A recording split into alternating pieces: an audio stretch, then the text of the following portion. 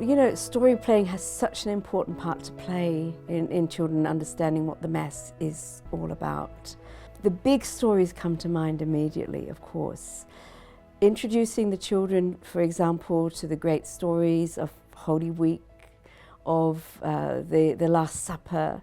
This can be done as may be by parents as best as possible. Of course, with the salt materials, we have all of these materials that bring it all to life, bring the actual passages to life, the stories, which are more than just stories. They are events told to the children, storytelling in that way.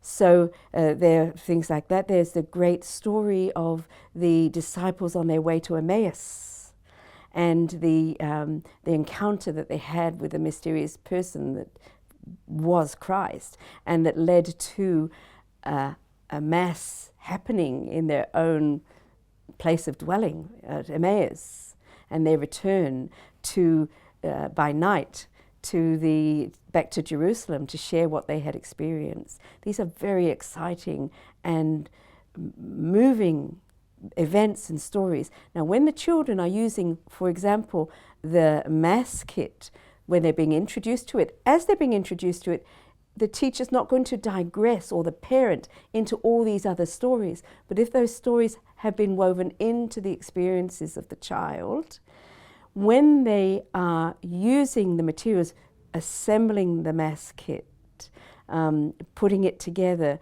reflecting on the little missal, the little lectionary that contains those stories, when they open the tabernacle that is lockable, and inside it they find a ciborium made of sturdy metal materials, and they look inside and they see the little host that is in there. These stories weave in to that experience, and they're remembering the encounter at Emmaus or the Last Supper. So what goes on in a child's mind, or even our own minds as a parent and a grandparent, while using the materials, becomes very rich. Something that you can't put into few words, because there could be so many things that occur while they're using those materials. Other impacts, for example, children that can be very distracted in the Mass when they're quite young. But once they've been exposed to this kind of material, a difference occurs when they are attentive. They don't need to be kind of entertained on the pews, because they're more focused at that moment on what's actually happening. And in their childlike way, yes, sometimes with distractions, but they're caught up. They're looking at the priest saying, oh, now he's going to do this. I remember a child when she was working with the Mass materials, and she was not only the Mass materials, but something that I call the parts of the Mass in detail, where we have actually a kind of a larger chalice into which they can pour wine, if they were allowed, and a drop of water. And as she's doing that, you could hear her thinking, and she actually verbalized it.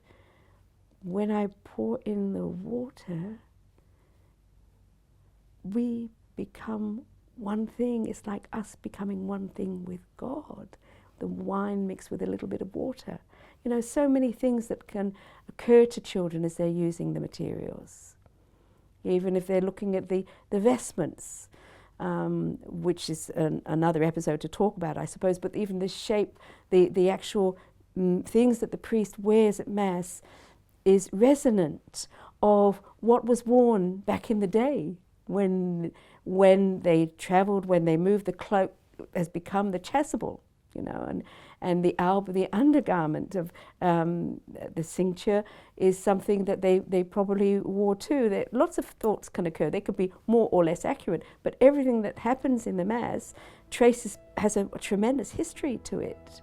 And every item in the Mass can be linked to a story one way or another.